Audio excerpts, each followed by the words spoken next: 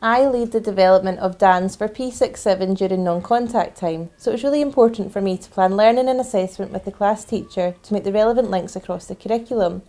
The first thing I needed to do was identify the dance experiences and outcomes which had a creative focus for learning this term. I worked closely with the main class teacher and we agreed that their topic, World War II, was an engaging stimulus and context for the children to develop creative dance. Each week we focused on a different dance action to develop knowledge and skills in dance, while at the same time being inspired by the relevant learning from social studies lessons. The project reflects the importance of the process rather than the final product within Expressive Arts. Working with my colleague, we looked at opportunities for literacy development and were able to identify one of the talking and listening experiences and outcomes as part of our holistic assessment.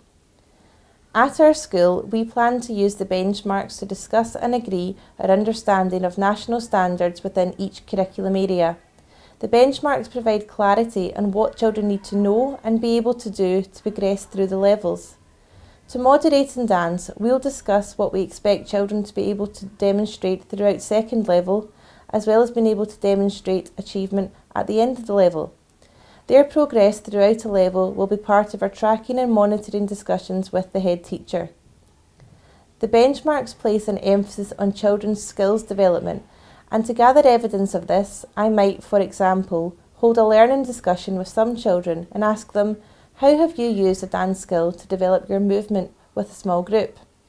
As part of my teaching observations, I have identified children who were able to perform a sequence of dance in time to the music, and I've recorded this as evidence as well as to inform future learning and teaching. In addition, the recorded evidence will provide a starting point for my colleagues who are teaching dance at other levels. We'll be able to discuss the level of expectation throughout the stages and compare children at the same stage from one year to the next. I believe the benchmarks will help me to inform my professional judgment and enable professional dialogue with colleagues about expected standards. I feel confident moving forward with the benchmark statements for all curriculum areas.